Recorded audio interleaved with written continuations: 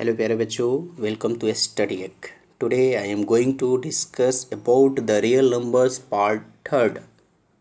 इस part third में हम जानेंगे एल्गोरिथम और लेमा के बारे में, different between algorithm and lemma.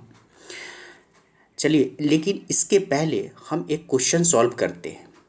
Question: use Euclid's division algorithm to find the HCF of 65 and 117। तो देखते हैं, ये जो आपके पास क्वेश्चन दिया हुआ है, Euclid's division algorithm to find the HCF of 65 and 117। तो इसको आप कैसे HCF निकालेंगे? पहले तो देखिए, आप 6 या 7th में इस तरह से आप HCF निकालना पड़े हैं लॉन्ग डिवीजन मेथड से, लेकिन यहाँ पे थोड़ा सा चेंज है। यहाँ पर यूक्लिड्स डिवीजन एल्गोरिथम से आपको बनाना है। आप इसको कैसे बनाएंगे? तो देखिए, पहले इसमें क्या करिएगा कि आपके पास दिया हुआ रहेगा दो नंबर, यहाँ पर ऐसे दिया हुआ है 65 एंड 117 दिया हुआ है। Clearly 117 is greater than 65। तो क्या करेंगे, यहाँ पे अप्लाई करेंगे यूक्लिड डिवीजन लेमा का। और यूक्लिड्स डिवीजन लेमा का जैसे हम अप्लाई करेंगे ना, तो यहाँ पे क्या हो जाएगा, a equal to B Q plus R, where R not equal to 0। यहाँ पे आर नॉट इक्वल टू 0 दिया हुआ है। तो आप जैसे ही यूक्लिड्स डिवीजन लेमा का यूटिलाइज करते हैं, ये हम प्रोसेस लिखते हैं। तो अब फिर देखिए अगेन क्या है कि HCF निकालने के लिए इसमें क्या किया गया है कि divisor and the remainder, divisor यहाँ पर 65 है एंड रिमाइंडर 52 है। अब ये दोनों का फिर से यूटिलाइज किया है by using the division lemma. तो इसका यूटिलाइज करके फिर क्या लिखा हुआ है, 65 इक्वल टू 52 इंटू 1 प्लस 13 यहाँ पर लिख दिया। फिर थर्ड में अगर देखें तो फिर यहाँ पर डिवीजर और रिमाइंडर का यूटिलाइज किया हुआ है, जैसा कि आप देख रहे हैं। देखिए ये क्यों ऐसा किया गया है। ये क्वेश्चन जब भी आप सॉल्व करेंगे तो एक चीज़ को आपको ध्यान में रखना है कि जब तक रिमाइंडर 0 ना आ जाए, रिमाइंड इट, जब तक रिमाइंडर 0 ना आ जाए तब तक इसका HCF निकालना पॉसिबल नहीं है। तो देखिए HCF जो होता है ना कि लास्ट में डिवीज़र हो जाता है। एक्चुअल में रिमाइंडर अगर 0 होता है तो इसका डिवीज़र जो है HCF कहलाता है। अब हम समझते हैं यहाँ पे एल्गोरिथम के बारे में, यहाँ पे different between algorithm and lemma के बारे में। तो देखिए एल्गोरिथम में क्या कहता है, बहुत सारे स्टूडेंट को कन्फ्यूज़न है एल्गोरिथम एंड लेमा क्या होता है, डिफरेंट क्या है। तो आज हम समझाने की कोशिश कर रहे हैं। देखिए एल्गोरिथम क्या है, देखिए जब आपसे HCF पूछा है ना, यानी कि यूक्लिड्स डिवीजन एल्गोरिथम का यूटिलाइज करते हुए HCF निकालने के लिए गया है। तो देखिए एल्गोरिथम क्या है कि एक ऐसा प्रोसीजर है, यानी कि वेल डिफाइंड प्रोसीजर है। यहाँ पे देखिए एक क्या है ना कि एक इक्वेशन बना, सेकेंड इक्वेशन ये है, थर्ड इक्वेशन ये है। ये एक्चुअल में क्या है कि आप देखिए प्रत्येक इक्वेशन में, देखिए इस इक्वेशन में क्या हुआ है कि डिवीजर एंड रिमाइंडर का वर्किंग फिर हुआ है। फिर इसमें भी देखिए क्या चीज़ का वर्किंग हुआ है, डिवीजर एंड रिमाइंडर का। तो प्रत्येक में डिवीजर एंड रिमाइंडर का वर्किंग हो रहा है। ये हो सकता है कि थोड़ा सा इसका HCF छोटा है इसलिए, नहीं तो इसका 5-6 स्टेप भी आ सकता है, थोड़ा लॉन्ग अगर क्वेश्चन हो तो देखिए यहाँ पर क्या है ना कि डिवीजर रिमाइंडर। तो देखिए एक क्या हो रहा है कि प्रोसीजर जो है ना कि प्रत्येक में यानी लगभग सेम है। तो यही एल्गोरिथम यही कहता है, an algorithm is a series of well defined step which gives a procedure for solving a type of problem. तो यहाँ पे ये चीज़ आपको समझ में आ गया होगा।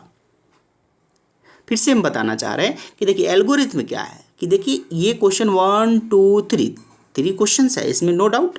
अब 3 में क्या है ना कि प्रत्येक में देखिए वर्किंग जो हुआ है वो एक्चुअल में क्या हुआ है, इसमें डिवीजर एंड रिमाइंडर का, इसमें देखिए सब में डिवीजर एंड रिमाइंडर का वर्किंग हो रहा है। तो इसका मतलब क्या है, ये फॉलो कर रहा है कि नहीं इसका डिफिनेशन। तो देखिए an algorithm is a series of well defined. तो वेल डिफाइंड है कि नहीं, अगर ये स्टेप फर्स्ट में होगा तो देन ये फर्स्ट में होगा, ये सेकेंड स्टेप है यानी ये थर्ड स्टेप है। तो आपको लगता है कि हम सेकेंड स्टेप पहले लिख देंगे? नहीं ना, बिल्कुल नहीं होगा।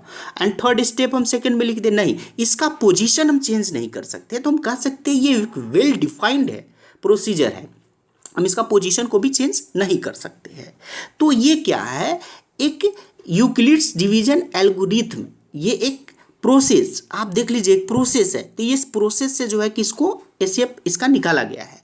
अब हम बात करते हैं लेमा क्या है। तो lemma is a proven statement use for using another statement. तो देखिए ये एक लेमा क्या है, जैसे मान लिया जाए कि हमारे पास ये दो नंबर था 65 एंड 117। तो क्या किए हैं यहाँ पे एक्चुअल में क्या है कि एक प्रूवन स्टेटमेंट है कि अगर हम 117 में 65 से डिवाइड देंगे, 117 में 65 से अगर हम डिवाइड देंगे तो यहाँ पे क्वेश्चन आएगा, रिमाइंडर आएगा, बिल्कुल आएगा। तो ये एक क्या है आपके पास, अगर हम बात करें तो ये यहाँ पे देखिए, तो ये क्या हो गया आपके पास, एक स्टेटमेंट है, ये एक्चुअल में एक स्टेटमेंट है। देखिए यहाँ पे प्रत्येक जगह देखिए डिवीजन लेमा का यूटिलाइज हुआ है। तो क्या है कि यहाँ पर भी वही हुआ है डिवीजन लेमा का। तो इस इक्वेशन में पार्टिकुलर डिवीजन लेमा का यूटिलाइज हुआ है। तो ये एक्चुअल में क्या है कि स्टेटमेंट है। लेकिन एल्गोरिथम में क्या कहता है कि जो स्टेप जहाँ पे हो गया उसका वो पोजीशन है, हम उसमें चेंज नहीं करेंगे। और प्रत्येक स्टेप में वर्किंग स्टाइल वही होना चाहिए। जैसे यहाँ पर डिवीजर एंड रिमाइंडर का वर्क हुआ है तो सेकेंड में भी हुआ है, थर्ड में भी हुआ है। तो उम्मीद करते हैं कि आपको difference between algorithm and lemma के बारे में समझ में आ गया होगा। अब हम बात करते हैं next, find the HCF of 165 and 117 and express it in the form of 65m plus 117n। देखिए ये क्वेश्चन बिल्कुल बोर्ड में पूछा जाता है। तो अब इसको कैसे सॉल्व करेंगे, पहले तो ये समझिए कि find the HCF of 65 and 17, इसका एचसीएफ निकालना है। तो सिंपल तरीका है, जो आप ये एचसीएफ निकालने का काम किए उस तरह से पहले आप एचसीएफ निकालने का काम करेंगे, इसमें कोई दिक्कत नहीं है। उसके बाद जो एचसीएफ आएगा express is in the form of 65m plus 117n, इसको कैसे आप सॉल्व करेंगे। तो देखिए ये आपके पास ये थ्री इक्वेशन जो पहले था दिया हुआ था, एक्चुअल में हम लिखे, इसको अभी लिखने की ज़रूरत नहीं है ना। आप पीछे जो एचसीएफ निकालेंगे वो सारा प्रोसीजर आपको लिखना होगा। उसके बाद एचसीएफ आपके पास कितना आया था 13। तो देखिए हम क्या करेंगे, फॉर्म देखिए, फॉर्म क्या था 65m प्लस 117n था। तो याद करिए कि एचसीएफ जो भी आएगा ना इसी के फॉर्मेशन में उस एचसीएफ को लिखना है। तो आपका एचसीएफ 13 है, 13 को किसके फॉर्म में लिख देना है, इसके फॉर्म में लिखना है। तो अब इसको हम कैसे सॉल्व करेंगे, देखिए बहुत ही सिंपल है, आप थोड़ा ध्यान दीजिए इस पे। इसमें क्या करना है कि ये देखिए एचसीएफ 13 है, तो देखिए एचसीएफ पहले आप 13 लिख दीजिए। अब 13 जो लिखे हैं, अब इस साइड में हम कहाँ से लिखेंगे, कैसे लिखेंगे, थोड़ा सा कॉम्प्लिकेटेड है, बट टेंशन नहीं लेना है। आपको क्या करना है, देखिए इसमें जो इक्वेशन लिखे हैं ना 1 2 3, 3 में 13 देखिए कहाँ है, 13 देखिए यहाँ पे है, सेकेंड इक्वेशन में है। तो देखिए 13 इक्वल टू आप क्या लिखेंगे, तो 13 इक्वल टू आप लिखेंगे यहाँ पे 65 माइनस 52 इंटू 1, यही तो लिखे हैं हम।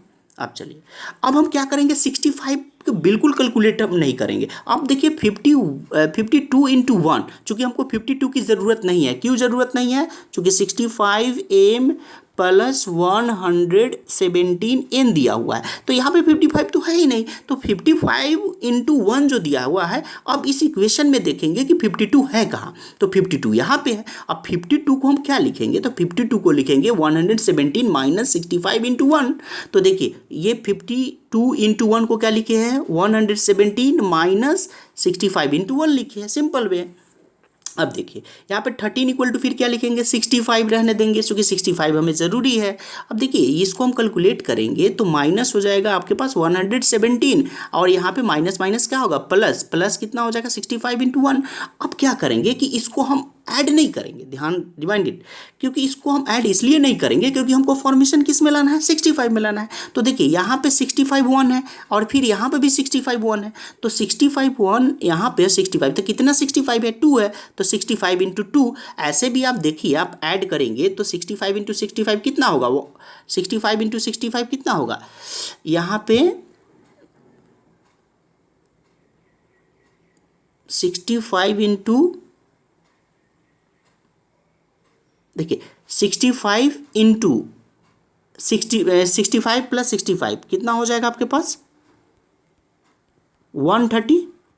तो 130 को क्या लिखेंगे, यही तो लिखेंगे 65 इंटू 2, और माइनस क्या हो जाएगा 117 यहाँ पे दिया हुआ है। और देखिए उसके बाद देखिए नेक्स्ट स्टेप क्या कहता है, 13 इक्वल टू क्या हो जाएगा 65 इंटू 2, और देखिए प्लस, चूंकि हम प्लस इसलिए देंगे यहाँ पे क्योंकि जो मेरा फॉर्म है ना 65m प्लस 117n, तो देखिए यहाँ पे प्लस दिया हुआ है, क्या दिया हुआ है प्लस दिया हुआ है, तो हम बीच में क्या लिखेंगे यहाँ पे प्लस लिखेंगे। तो प्लस लिखेंगे तो निगेटिव को तो गैप तो नहीं करेंगे ना, तो इसको हम लिखेंगे 117 इंटू -1, चूंकि इसमें कोई चेंजिंग नहीं हुआ है, चूंकि -1 को हमने यहाँ पे कर दिए तो उसमें कोई फर्क नहीं पड़ेगा। अब देखिए 65 तो है मेरे पास, और देखिए m के जगह पे कितना हो सकता है 2 होगा, और देखिए 117n दिया हुआ है तो n की जगह पे क्या होगा -1 होगा। तो देखिए सिंपल आपके पास निकल गया, m का वैल्यू क्या हो गया 2, n का वैल्यू क्या हो गया -1।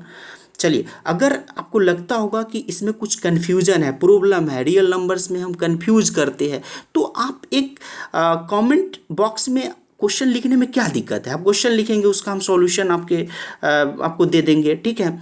अगर ये समझ में आ गया होगा तो तो धन्यवाद, have a nice day, thank you.